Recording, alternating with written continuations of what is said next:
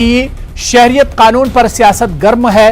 Congress leader Rahul Gandhi ने कहा है कि वो किसी भी हाल में आसाम में सीएए को नाफिज नहीं होने देंगे। यानी जैसे जैसे मगरबी बंगाल और आसाम में सियासत गरमा रही है, वैसे ही वैसे सीएए पर भी सियासत बढ़ रही है। लेकिन यहां सवाल यह उठता है कि क्या बीजेपी सीएए का फायदा उठा पाएगी या ममता बनर्जी इसका फायदा उठाएंगी। जाहिर सी बात है कि ममता को सीएए मुखालिफत का क्या फायदा मिल सकता है। बीजेपी सीएए एनआरसी पर दोनों रियासतों में इंतखाबात जीत पाएगी या फिर सीए के नाम पर बीजेपी दूसरे इशू से जहन भटका रही है। आखिर जिस तरह से इस इशू को दोनों रियासतों में गरमाया जा रहा, उठाया जा रहा है, इसका मकसद क्या कुछ है या दूसरे इशू से जहन भटकाने के लिए इस इशू पर सियासत की जा रही है, इसी पर हम बात करेंगे। बहुत खास मेहमान मेरे साथ डिबेट में जुड़ रहे हैं। इस वक्त मेरे साथ टीएमसी के बहुत अहम लीडर खालिद इबादुल्ला साहब मेरे साथ डिबेट में जुड़ चुके हैं। इनके अलावा बीजेपी और कांग्रेस के तर्जुमान भी हमारे साथ इस डिबेट का हिस्सा होंगे। खालिद इबादुल्ला साहब, बहुत इस्तकबाल है न्यूज़ 18 उर्दू में। खालिद इबादुल्ला साहब, मगरबी बंगाल असेंबली चुनाव में अब ज्यादा वक्त नहीं रह गया है, लेकिन हम देख रहे हैं कि जैसे जैसे सियासत गरमा रही है वैसे वैसे शहरियत कानून यानी सीएए और एनआरसी पर भी अब सियासत हो रही है। पिछले दिनों होम मिनिस्टर अमित शाह जी ने कहा कि जैसे ही कोरोना का जोर कम होगा, कोरोना वैक्सीन पहुंचेगी, उसके फौरन बाद हम जमीनी सतह पर सीएए को एक तरह से उतारेंगे।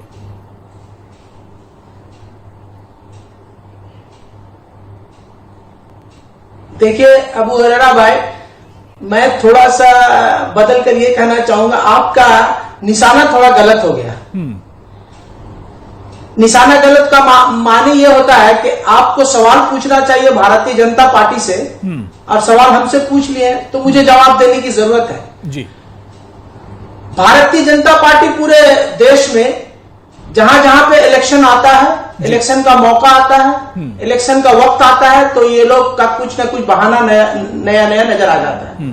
तो मुझे लगता है कि ना ये तृणमूल कांग्रेस का इशू है, एजेंडा है, ना ये कांग्रेस का एजेंडा है, किसी का एजेंडा नहीं है। ये तो एजेंडा सिर्फ भारतीय जनता पार्टी का है। अब भारतीय जनता पार्टी का ऐसे एजेंडे पे वो लोग काम करते हैं जिस एजेंडा को इलेक्शन के ठीक 4.5 साल के बाद वो लाना पसंद करते हैं, और उस एजेंडे पे वो काम करते हैं।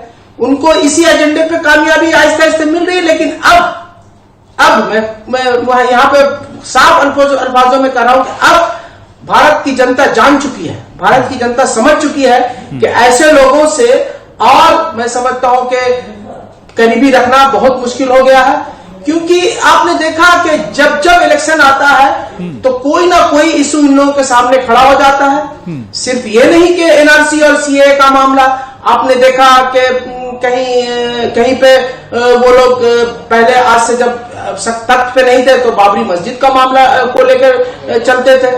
आहिस्ते आहिस्ते आहिस्ते अब ये एनआरसी का मामला को लेकर चल रहे हैं। आने वाले दिनों में इनके पास नया कोई और इशू बना लेंगे। तो इनका मकसद है कि दो समुदायों को बांटकर और दो धर्म जात की राजनीति को कर अपने दिल्ली में जिस तरह से तक काबिज हुए हैं, आने वाले दिनों में ये लोग सोच रहे हैं बंगाल में। तो मैं भारतीय जनता पार्टी के आपके टीवी के जरिए मैं ये कहना चाहूंगा कि बंगाल की मिट्टी बहुत ही कठोर है और यहाँ की मिट्टी इतनी मजबूत है, और इस मिट्टी की जो लीडर है, क्रांतिकारी लीडर है, जिसका नाम है ममता बनर्जी। ममता बनर्जी को इतना आसान मत समझो भारतीय जनता पार्टी वालों कि ये ममता बनर्जी वो है जो 34 साल लाल दुर्ग, जिसको हम लोग बोलते थे कि बाम के लाल दुर्ग को खत्म करने में ममता बनर्जी जिस तरह से अलग पार्टी बनाकर कम वक्त में जितने तादाद में ये जीत का संख्या लाई थी, मैं समझता हूं आज तक हिंदुस्तान में अब जैसे जैसे चुनावी सरगर्मियां बढ़ रही है वैसे वैसे सीए पर अब सियासत भी तेज हो रही है। आपने कहा कि ये सवाल बीजेपी से करना चाहिए था, तो मेरे साथ बीजेपी से राजू पांडे साहब भी जुड़ गए हैं, बीजेपी के स्पोक्स पर्सन है। राजू पांडे साहब, आपका भी बहुत इस्तकबाल है। इनके अलावा मेरे साथ बबीता शर्मा जी, कांग्रेस स्पोक्स पर्सन है, और चंपक कलिता जी जो कि स्पोक्स पर्सन है एआईयूडीएफ के, वो भी इस डिबेट का हिस्सा है। चंपक कलिता जी और बबीता शर्मा जी, आपका भी बहुत इस्तकबाल है न्यूज़ 18 उर्दू में। मैं राजीव पांडे साहब आपके पास आऊंगा, लेकिन मैं उससे पहले चाह रहा हूं कि कांग्रेस और यूडीएफ से भी रिएक्शन ले लेता हूं। मैं चंपक कलिता जी आपके पास आना चाहूंगा। चंपक कलिता जी, क्योंकि इसी साल अब आसाम में भी चुनाव होने वाले हैं और आसाम में भी क्योंकि हमेशा से पॉलिटिक्स होती रही है शहरियत तरमीमी कानून को लेकर, सीएए और एनआरसी को लेकर, वहां पर भी अब सियासत धीरे धीरे गर्मा रही है इस इशू को लेकर। जी जी जी, अभी देखिए आसाम में सियासत जरूर गर्माएगी, क्योंकि आसाम समझौता रद्द होने के बाद ये पहला इंतखाब है आसाम विधानसभा का। इसीलिए जहां इतनी बड़ी तहरीक हुई 6 साल की, 855 लोगों ने शहादत दी, उसके बाद हम लोग को समझौता मिला और एक ही झटके में आरएसएस बीजेपी ने ये जो शहरियत तरमीमी कानून ला के ये आसाम समझौते को रद्द कर दिया। इसीलिए लोगों का दिल में जो तपिश है, और यहाँ जो 5 लोगों ने शहादत दी ये शहरियत तरमीमी कानून के विरोध में, इसीलिए ये जरूर आसाम के इंतखाबात में ये शहरियत तरमीमी कानून जरूर इस पे मुद्दा होगा और इससे बीजेपी को बहुत ज्यादा नुकसान होने वाला है आसाम में। चलिए ठीक है। बबीता शर्मा जी, मैं आपके पास आना चाहूंगा। पिछले दिनों राहुल गांधी ने विजिट किया था आसाम का और वहां पर भी राहुल गांधी ने जोरों शोर से कहा था कि सीएए का इंप्लीमेंट हम नहीं होने देंगे, इसे हम जमीन पर उतरने नहीं देंगे, इसे लागू नहीं होने दिया जाएगा। यानी यह मानकर चला जाए कि कांग्रेस भी इस इशू को चुनाव में भुनाना चाह रही है। बबीता जी, देखिए, सीएए जब सीएबी था, जब एक्ट नहीं हुआ था जी, तभी से हम लोग सीएबी को हम लोग प्रोटेस्ट कर रहे थे कि सीएबी नहीं आना चाहिए, ये बिल ही नहीं उठना चाहिए पार्लियामेंट में। तभी जितने भी यहाँ के रीजनल पार्टी के लोग थे, जो ऑर्गेनाइजेशंस थे, आसू थे, तभी अखिल गोगोई थे, केएमएमएसएस का अभी जो राइजो दल का वो प्रेसिडेंट है, फिर उलिनज्योति गोगोई जो एक नया रीजनल पार्टी फॉर्म किया है, उन लोगों ने, तब उनका रीजनल पार्टी नहीं था, उन लोग सब रीजनल नेता थे, ये लोगों ने सबने राहुल जी को भेंट किया उस समय जब ये मुद्दा जब पार्लियामेंट में उठने वाला था। तभी से राहुल गांधी जी ने उनको एश्योरेंस दिया था कि हम लोग कभी सीएए को सपोर्ट नहीं करेंगे। हम सब ने आसाम प्रदेश कांग्रेस कमेटी से भी जंतर मंतर में हम लोगों ने उसका प्रोटेस्ट किया है बिल आने से पहले ही। तो लेकिन 2019 में अगर हमारे सरकार होते वहां पे सेंटर पे, तो हम लोग कभी सीएए को एक्ट नहीं बनने देते। और राहुल गांधी जी यही इंश्योर किया है कि अभी अगर असम में भी अगर हमारा सरकार आते हैं स्टेट गवर्नमेंट का, तभी भी हम यहाँ में सीए लागू होने नहीं देंगे। इवन दो फिर भी अगर सेंट्रल में होगा, फिर भी स्टेट में हम लोग नहीं करेंगे, हमारा सरकार अगर आएंगे तो। क्योंकि सीए का जो वो बिल एक्ट है, ये असम अकॉर्ड को पूरा डाइल्यूट करता है, ध्वंस कर देता है। अभी देखिए कि राजीव गांधी जी जब प्राइम मिनिस्टर थे, तब जैसा माहौल था अभी अलग अलग प्रांत में, मिजोरम में, असम में, पंजाब में, उन्होंने बहुत सारे अकॉर्ड की थी। और 1985 में जो असम अकॉर्ड किए थे, वो असम अकॉर्ड सब ने एक्सेप्ट किया था। वो बराक वैली हो, ब्रह्मपुत्र वैली हो, सब कास्ट का, religion, community, everybody had accepted. मैं राजू पांडे साहब, अब ठीक है राजू पांडे साहब, आपने टीएमसी को सुना, कांग्रेस को सुना, एआईयूडीएफ को आपने सुना, क्योंकि बहुत दिनों से ऐसा लग रहा था कि सीएए का जो इशू है वो एक तरह से दब गया है, पीछे चला गया है, क्योंकि इस बीच में कोरोना वबा का भी जोर था।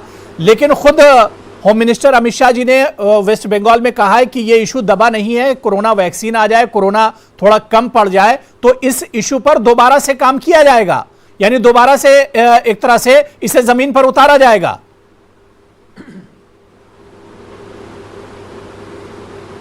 देखिए अबू जी, जो सीएए है ना, ये नागरिकता देने का कानून है। जितने भी जो इस्लामिक स्टेट जो पाकिस्तान, अफगानिस्तान और जो बांग्लादेश है, उसमें जो माइनॉरिटी है, उन पर जो अत्याचार है इस्लामिक आतंकवादियों के द्वारा उन तीनों स्टेट में, उनसे जो भाग करके आए हुए हैं हिंदुस्तान सालों से, उनके लिए कानून है। पहले तो ये समझ लीजिए। और इसमें आपको कैसे लग गया कि ये इश्यू दब गया? जब कानून बन राजू गया है, पांडे जी, केवल रूल्स बनना बाकी है। एक क्लियर कर दीजिए अबू जी, आप तो राजू पांडे जी, आपने दहशतगर्दी को इस्लाम से जोड़ दिया है क्या दहशतगर्दी का या आतंक का कोई मजहब भी है क्या? नहीं, मैं बताऊं, आप सीधे इशू पर बात कीजिए ना कि आखिर बीजेपी को सीएए का इशू उठाना क्यों पड़ रहा है वेस्ट बंगाल में? आतंकवाद, मैं बता रहा हूं। नहीं, उठाना नहीं पड़ रहा है। देखिए अबू जी, इसको आप समझिए, सीएए भारत की पार्लियामेंट ने पास किया है, रूल्स बनना बाकी है, उसमें बीच में कोरोना आ गया। आपको अगर लग गया कि सीएए बैक बर्नर में चला गया कि फ्रंट बर्नर में चला गया, मैं खालिद इबादुल्लाह से आ रहा हूं। होम मिनिस्टर हमारे माननीय नेता अमित शाह जी ने कह दिया है। हाँ, तो देखिए बीच में 3 लोग बोले हैं, मुझे तो बोलने नहीं, बिल्कुल आप बोलिए जी। तो सीएए था, है और रहेगा। इसका इलेक्शन से मत कोई रिलेशन नहीं है। इलेक्शन हम काम के बदौलत जीतते हैं। सीएए हमारे दिल से निकली हुई आवाज है उन लोगों के लिए जिन पर अत्याचार हुआ है पाकिस्तान में, अफगानिस्तान में। और इसमें केवल हिंदू नहीं है, इसमें सिख है, बौद्ध है, जैन है, ईसाई है, क्रिश्चियन है, सॉरी ईसाई है, हिंदू है। ये वो लोग हैं, कोई भी पारसी हो सकता है,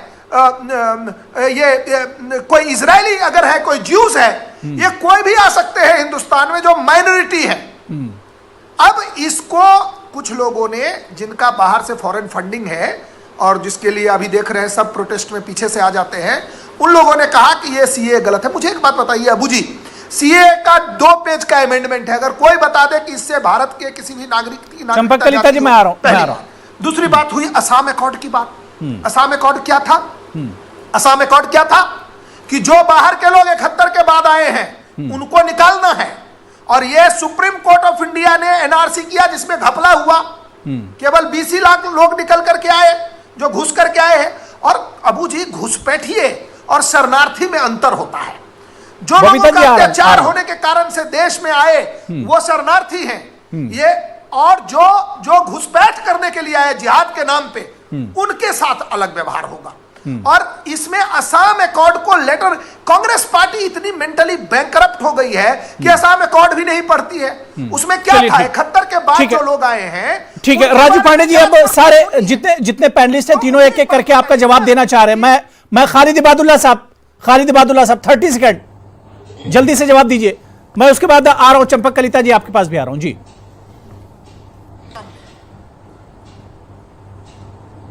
देखिए, ये राजीव जी जो भारतीय जनता पार्टी के स्पोक्स पर्सन है, कहीं ना कहीं मुझे लगता है कि ये मेंटली डिस्टर्ब है, तभी ये शब्दों का इस्तेमाल कर रहे हैं कि ठीक है, डिबेट पर आइए खालिद इबादुल्लाह साहब, डिबेट पर आइए। कोई आंदोलन छेड़ता है,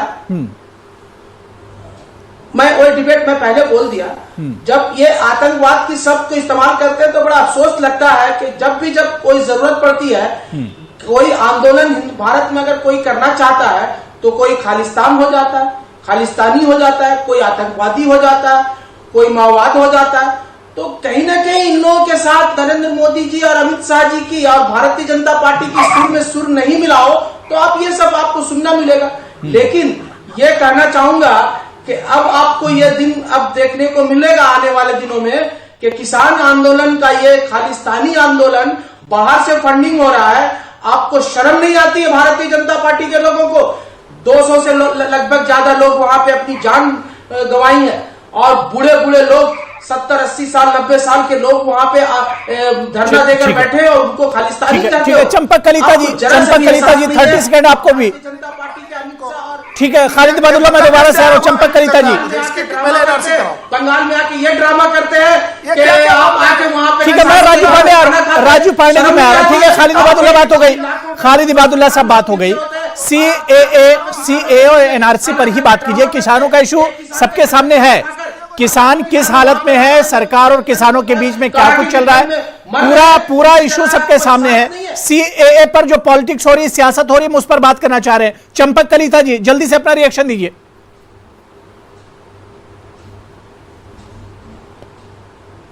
हो रहा है तो जो छुपके बिरयानी खाने चले गए था तब क्या था, और बांग्लादेश को जो आसाम का जमीन दे दिया था क्या था, और अभी सीएए को रद्द करने के लिए इतना बड़ा तहरीक हिंदुस्तान में हुआ, कहीं भी एक तहरीक, कहीं भी एक मेमोरेंडम हमें दिखा दीजिए भारत सरकार बीजेपी कि सीएए को लाना चाहिए। लेकिन इनको चुनाव जीतना है बंगाल में। मैंने अभी का एक प्रोग्राम में बोला था कि आसामी कौम को खत्म करने का फरमान है क्या, भाजपा को बंगाल में चुनाव जीतने का अरमान है क्या? सिर्फ और मगरबी बंगाल में चुनाव जीतने के लिए ये सीएए को लाके आसामी जुबान। ठीक है बबीता जी, बबीता शर्मा, चंपक जी बात हो गई, अब सुन लीजिए, एक करके बात कर लीजिए। बबीता शर्मा जी 30 सेकेंड। मैं बोलना चाहती हूँ कि बीजेपी के जो स्पोक्स पर्सन है वो दिल्ली में बैठ के हमको आसाम के लोगों को आसाम अकॉर्ड सिखाइए मत। पहले आपको जानना चाहिए कि 1971 के बाद जो लोग आएंगे बांग्लादेश से वो हम लोग नहीं मानते हैं, वो फॉरेनर्स है हमारे लिए। तो आपने सीएए के जरिए 2014 तक उनको आने का अनुमति दिया है। आपको फॉरेनर्स के लिए इतना क्यों दर्द है, इतना क्यों प्यार है? अपने लोगों को लिए आपको प्यार होना चाहिए। यहाँ में महंगाई है, यहाँ में अभी बेरोजगारी है, उन सब का बात आप लोग नहीं करते हैं। लेकिन आप बांग्लादेश के लोगों को यहाँ में वेलकम कर, रेड कार्पेट वेलकम देते हैं। अपने लोगों को ध्यान रखिए पहले। ठीक है, वही बात हम राजू पांडे सबका जवाब दे रहे हैं। राजू पांडे साहब सबका जवाब दे रहे हैं। मैं खालिद इबादुल्लाह साहब आपके पास आऊंगा। राजू पांडे जी, जिस तरह से चंपक कलिता जी ने कहा, या जो तीनों पैनलिस्ट जो बैठे हुए उन्होंने कहा कि सिर्फ चुनाव जीतने के लिए बंगाल में सीएए का इशू बीजेपी उठा रही है, और बंगाल में जिस तरह से सीएए का इशू उठा रही है, दूसरी तरफ आसाम में उस पर खामोश है बीजेपी। देखिए नहीं, देखिए अबू जी, खामोश वाली कोई बात नहीं है। अभी हमारी बहन कांग्रेस की जो स्पोक्स पर्सन उन्होंने कहा कि ये बाहरी लोगों के लिए आपको प्यार है। अरे देश का विभाजन कर दिया कांग्रेस पार्टी ने पीएमशिप के लिए, और जो उधर हिंदू सिख ईसाई रह गए, जैन बौद्ध, उनकी क्या गलती थी? आप लोगों की वजह से हुआ। तो उस डिबेट में मैं नहीं जाना चाहता हूं। जहां तक ये खालिद जो आपके टीएमसी के बैठे हुए हैं, ये जो बात कर रहे हैं, आप इनको डेली चुनाव तक लाइए चुनाव पे, क्योंकि ये जितने देर बैठेंगे आपके चैनल पे उतने देर लोगों को टीएमसी का रियल चेहरा दिखेगा, जिससे कि भारतीय जनता पार्टी के पक्ष में हवा बनेगी। देखिए एक बात बताइए, ममता बनर्जी इतने दिन से काम कर रही है, वो अपने विकास के मुद्दे पर लड़े चुनाव। हम तो सीएए ने पार्लियामेंट से पास कराया। हमने कब कहा कि सीएए बैक बर्नर पे चला गया? सीएए तो आप कह रहे हैं कि हम सीएए के मुद्दे पे लड़ाई लड़ेंगे। अबू साहब ये एक्सेप्ट कर लिया इन्होंने कि हम सीएए मुद्दे पे लड़ाई लड़ेंगे। ये नहीं कह रहे कि हम विकास के मुद्दे पे लड़ाई करेंगे। बिल्कुल बढ़िया, बहुत अच्छी बात है। आपको आपको जरूरत है। ममता बनर्जी इनको कल से टीवी पे भेजना बंद कर देंगी, क्योंकि इनका चेहरा देखते ही बीजेपी का ग्राफ बढ़ने लगेगा। क्योंकि ये गंदी बातें कर रहे हैं। मैंने किसी को नहीं कहा, मैं अपने पार्टी का पक्ष रख रहा हूं कि सीएए हमारे लिए एक इशू है, मुद्दा है। सीएए लागू होगा, इसका चुनाव से कोई लेना देना नहीं है। आपको विकास नहीं है तो भारत से नहीं है, चाहे वो 50 साल रह जाए। बंगाल में आकर के सेटल हो गए हैं कई डिस्ट्रिक्ट। ठीक है राजू पांडे जी, यानी आप ये बात मान रहे हैं कि बंगाल में बीजेपी डेवलपमेंट के नाम पर, रोजगार के नाम पर नहीं, सीए के नाम पर चुनाव लड़ेगी। यही बात अमित शाह जी कह चुके हैं।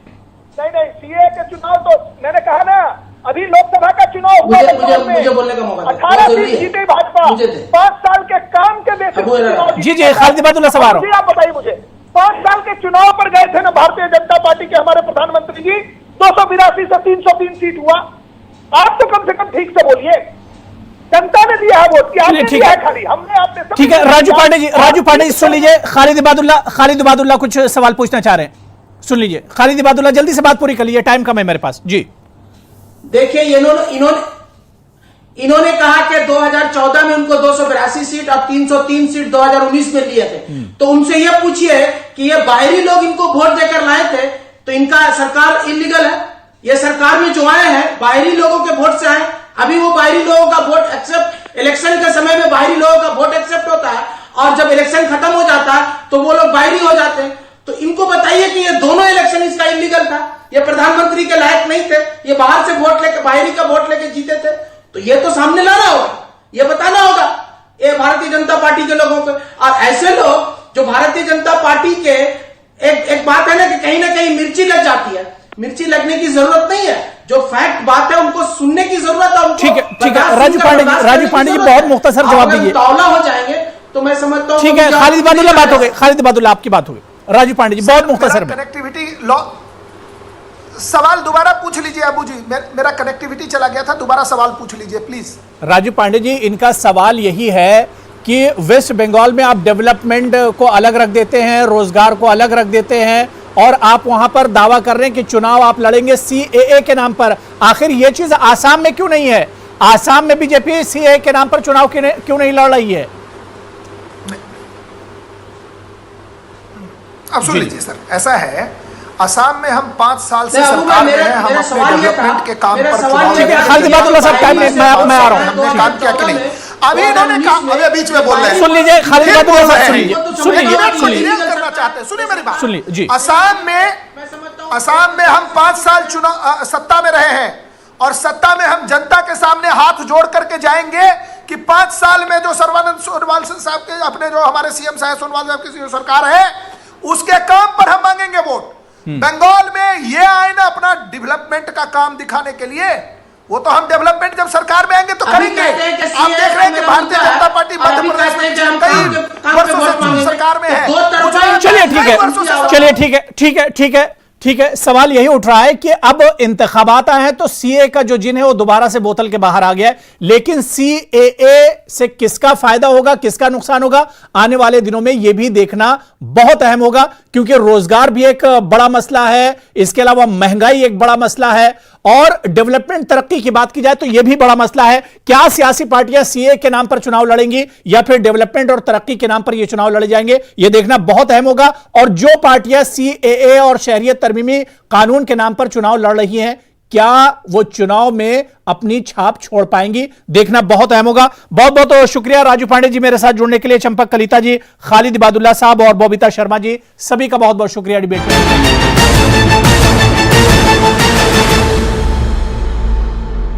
कुछ अलग है, कुछ नया है। आलू है,